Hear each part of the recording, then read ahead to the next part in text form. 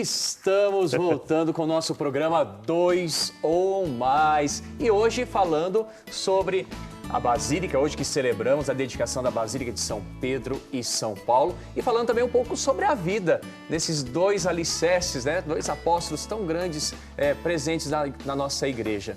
E agora convido vocês para assistir um VT. Nós já assistimos falando sobre a Basílica de São Paulo e agora vamos assistir um pouco sobre a Basílica de São Pedro.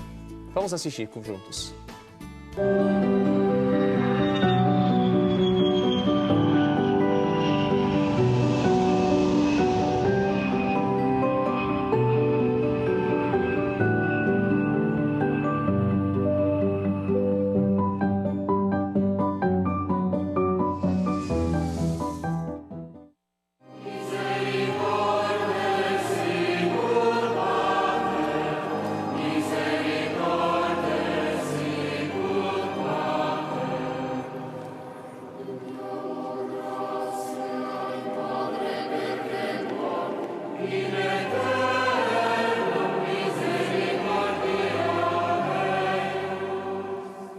Padre Guido Montinelli, queridos amigos telespectadores, o programa Eclésia está no coração da igreja, o Vaticano. É uma honra estar aqui. Estamos fazendo essa gravação num dia muito importante, que é o Domingo da Misericórdia, o segundo domingo da Páscoa. Praça lotada, muita gente aqui procurando passar na Porta Santa, uma grande graça de Deus. Padre Guido, esse lugar foi escolhido por Deus para ser sede da igreja do seu filho? Exato, porque São Pedro terminou a sua caminhada aqui na Terra, aqui mesmo, exatamente no chamado Morro Vaticano. Portanto, pelo fato que São Pedro veio falecer aqui, a sucessão dos representantes vigários de Cristo na Terra foi quase que normal. Nesses 2000 anos, tivemos 266 papas, legítimos sucessores de São Pedro, que sempre governaram aqui em Roma a igreja inteira. Queria, Padre Guido, que o senhor contasse para a gente aquela história, aquele trabalho que foi liderado pelo Papa Pio XII, no papado de Pio XII, para trabalhar nas escavações aqui da Basílica de São Pedro e acabar encontrando o que todo mundo já sabia. Confirma para a gente isso. Sim, foi exatamente no ano 1939, logo que o saudoso e grande Papa Pio XII foi eleito, que ele quis fazer uma pesquisa mais profunda do que estava acontecendo através de documentos que se conheciam debaixo da igreja de São Pedro. E foi aí que ele descobriu um grande cemitério com um túmulo especial onde estava escrito em língua grega Eni Petros, isto é, aqui Pedro. Pedro está aqui. Pedro está aqui. Por isso a Basílica de São Pedro foi construída em cima do túmulo de São Pedro. Quer dizer que exatamente onde hoje se encontra o altar-mor da Basílica de São Pedro, lá embaixo, sim, era o túmulo de São Pedro desde lá da igreja primitiva. Perfeito. E aquele túmulo foi também o início de uma história que hoje virou tradição, isto é, do cemitério dos papas. Aqui estão enterrados mais de 160 papas. Agora, Padre Guido, esse espaço, como a gente conhece, belíssimo, como a Praça de São Pedro, todas as obras maravilhosas que aqui são guardadas. Aliás, é um depósito da história da humanidade, né? As principais obras de arte da humanidade aqui estão, os principais artistas da história da humanidade aqui trabalharam. Do jeito que a gente conhece hoje, nem sempre foi assim. Houve uma igreja primitiva aqui que foi demolida e construída do jeito que a gente conhece por iniciativa do Papa Júlio II. Conta um pouco pra gente essa história. Sim. Estamos no século XVI, quando este Papa famoso Júlio II sentiu a necessidade de construir de uma maneira definitiva a residência do Santo Padre o Papa no lugar certo onde se encontrava o cemitério de São Pedro.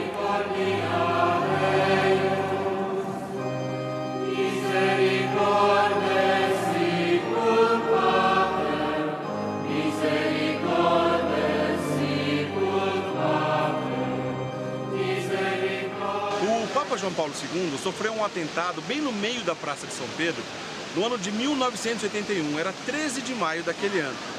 Ele foi baleado justamente nesse lugar que nós estamos, né, Padre Guido? Exato. E o povo, cheio de grande admiração pelo Papa, fez questão de depositar neste lugar por muitos anos sempre flores. Agora a diretoria do Vaticano substituiu as flores com uma placa lembrando aquele episódio que marcou a emoção do mundo inteiro diante da bondade e da santidade daquele homem que nós hoje veneramos sobre os altares. Alleluia, alleluia, alleluia. Nós estamos agora na Basílica de São Pedro, que é a maior basílica da Igreja Católica. Daqui o Sumo Pontífice preside a maioria das celebrações, mas essa igreja também é uma paróquia da Diocese de Roma e, é claro, o Papa é bispo dessa igreja.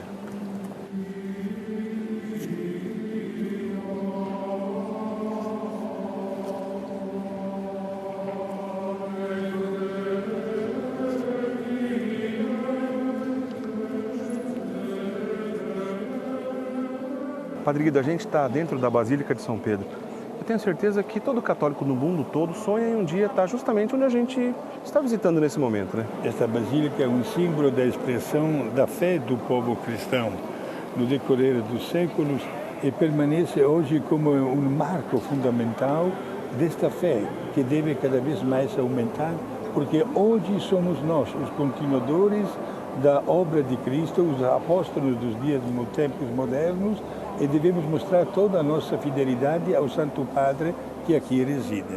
Mas, Padre Guido, há um costume muito antigo de enterrar os papas, justamente, alguns estão dentro aqui da Basílica, mas muitos outros se encontram no subsolo da Basílica de São Pedro. Exato, né? Aqui no subsolo estão mais de 160 corpos de Papa, do 266.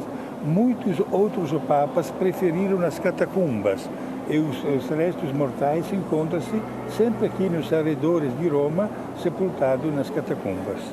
Padre Guido, o senhor tem ideia, na época do Papa Júlio II, quando ele começou esse grandioso projeto na qual a gente pode ver que é todo o Vaticano, a Praça de São Pedro e tudo mais, quanto tempo será que demorou para construir essa basílica, Padre Guido? Olha, se trata mais de 50 anos de trabalho sem nunca parar.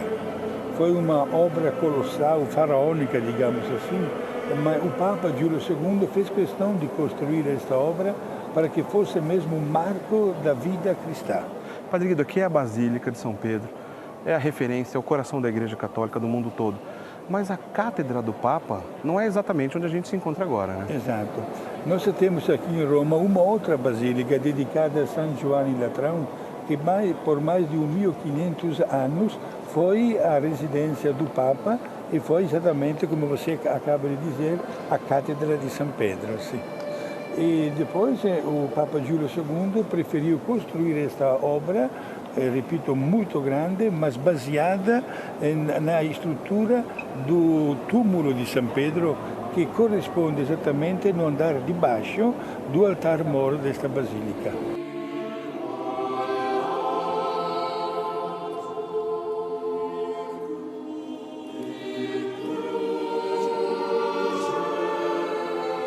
A Basílica de São Pedro guarda muitas obras de artes. Bernini é o grande artista desse local, mas outros contribuíram de forma extraordinária. Aqui, por exemplo, se encontra a Pietà de Michelangelo.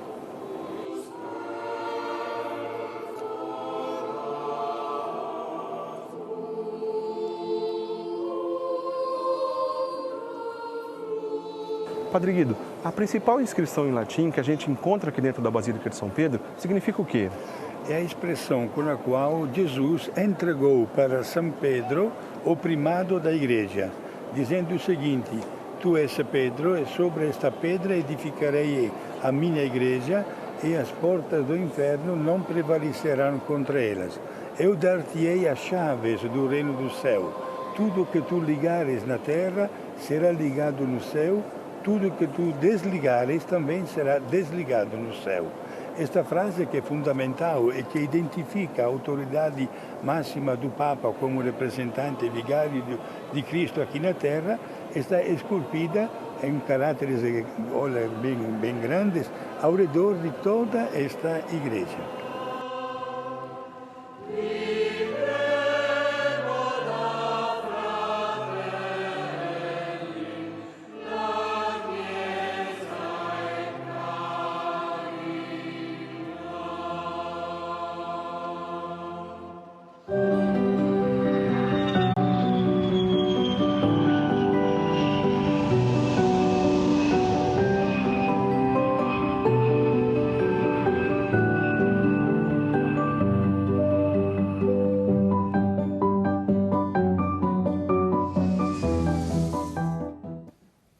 Chegamos agora aqui no Brasil, né, Padre Sérgio?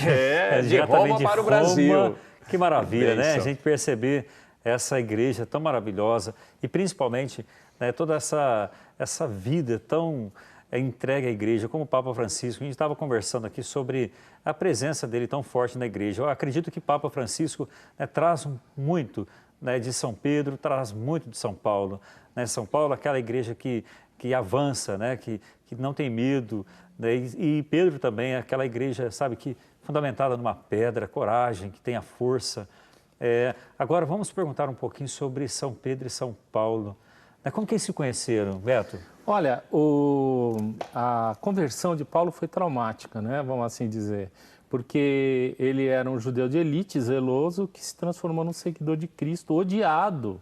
Nossa. Cristo odiado pelo Sinédrio, porque eles tinham em conta que Cristo ia acabar com o judaísmo, né? Então, por isso chegou Paulo a ser um grande, como judeu zeloso, um grande perseguidor. Lá na estrada de Damasco ele se converteu. Na hora que ele recebeu, que ele viu e foi visto, né, pelo Cristo, que de dentro dele tirou as trevas, ele foi tomado de grande euforia. E Paulo não era uma pessoa assim muito tímida. Ele era de chegar muito espontâneo, né? Vamos assim dizer, até de forma não elaborada, começar a falar. Quando ele viu Cristo, ele foi na sinagoga e disse: é comigo mesmo. Claro. Eu vou lá, e falou aquilo, criou uma revolta nos judeus que estavam ali. E aí ele teve que ir vamos assim dizer, ele se exilou no deserto. E foi no deserto, dizem que em Petra, junto aos nabadeus, que ele foi elaborando o discurso dele para se tornar um seguidor informado. Aí ele chega ao ponto, depois de alguns anos, né? Ele chega ao ponto de ter coragem de ir a Jerusalém, porque lá ele tinha deixado muita gente que ele perseguiu. O próprio Pedro não o conhecia pessoalmente, mas o conhecia como um grande perseguidor. Aí foi Barnabé. São Barnabé que disse assim: não, mas peraí, não é a história. Cristo disse que existe o perdão, vamos ouvi-lo, e foi Barnabé que afiançou Paulo, amenizou amenizou e deu conhecimento dos dois. Quando os dois se encontraram, a atitude foi Pedro, o professor, que contou como foi a crucificação de Cristo e a vida de Cristo, né? Como já um seguidor do primeiro momento, já desde o início, e aquele que estava chegando. Que ainda não conhecia de fora. Que não conhecia de fora. Então, durante 15 dias, Paulo esteve com Tiago Menor e com Pedro, aprendendo de Jesus. Só que ele lá em Jerusalém, com aquele jeitão dele, meio eufórico, etc. Ele tinha um ímpeto, né? E com um discurso de doutor muito elaborado, porque ele nunca tinha cultura, né? Ele tinha cultura, ele não foi rabino, isso é um grande erro que as pessoas falam. Ele não foi rabino, ele não foi doutor da lei, ele não foi nada disso. Ele era um cara que o pai pagou para estudar, para cuidar melhor dos negócios, talvez. Como judeu, ele era participante da sinagoga e recebia tarefas, né, como essa de perseguir, que ele acabou desistindo. Então, o que aconteceu? Deixa eu só... interessante isso. Aí eles queriam... Ele foi pregar para aquela pessoa simples de Jerusalém, o pessoal queria matar ele. Porque essa linguagem... Ele não baixava a bola, entendeu? Ele falava naquele nível, ele chama de semítico, né? Um nível altamente culto da elite judaica. Então, o Espírito Santo avisou ele que ele saísse dali urgentemente para não ser morto. É nesse nível, né? Aí começou o relacionamento... A crise. Aí começou o relacionamento de Pedro e Paulo. E Paulo. Aí o tempo foi passando, até Paulo foi se recolher a Tarso, lá ficou 4 anos, quando a igreja de Antioquia teve uma grande explosão de fé. Onde judeus e judeus cristãos e gentios se encontraram em Jesus. Né? Isso trouxe a atenção de Jerusalém, né? Trouxe a atenção de Pedro, que estava lá. Aí aconteceu um incidente entre Paulo e Pedro, que foi o seguinte: quando o Pedro estava com Paulo e com os gentios, ele comia à mesa junto com os gentios, com as pessoas comuns, que seriam nós, né? Os não-judeus. Aí quando o Tiago Menor mandou um fiscal dizer, vai lá ver o que está acontecendo. Que tá acontecendo aí Pedro, quando viu aí o pessoal chegando, os fiscais assim do Tiago Menor, que era um judeu cristão radical, quer dizer, eles queriam que as pessoas, que eu e você nos tornássemos judeus, reconhecendo que o Messias era Jesus Cristo. Tá. Essa é a grande diferença que vai polarizar Paulo, Pedro e Tiago. Aí o que acontece? Paulo, quando viu Pedro se apartando de comer com os gentios, modificando a sua atitude diante da presença de um fiscal de Tiago Menor, vamos assim, de dois fiscais, ele foi para cima, assim, verbalmente de Pedro e o censurou radicalmente. Olha só. Aí nasceu uma diferença, né, que vai acabar nas missões, até ter uma queixa de Paulo. Nas missões que Paulo formava a igreja do local, né, nos lugares que ele visitava, e aí Pedro começou a organizar contra-missões. Olha só. Dizendo, não é tão liberal assim, vocês têm que dar uma contida nisso e naquilo. Então, chegou Paulo a se queixar. Isso gerou o que se chamava, o evento da alimentação é chamado o incidente de Antioquia, mas existe todo esse conflito que foi pautando a vida deles.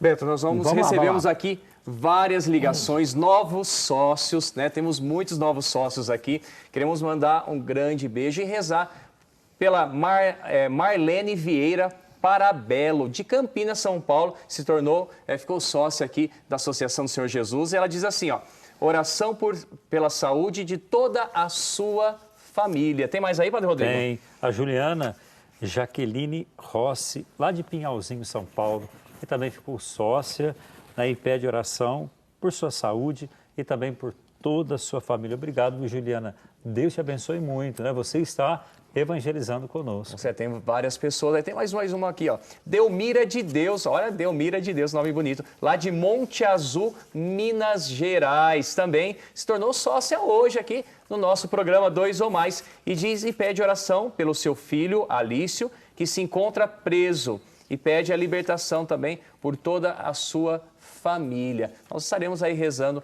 né, por todos vocês que já são sócios, que participam aqui, né? E por você que está agora se tornando sócio. Nós vamos para um breve intervalo, né? É rapidinho e daqui a pouco nós voltamos.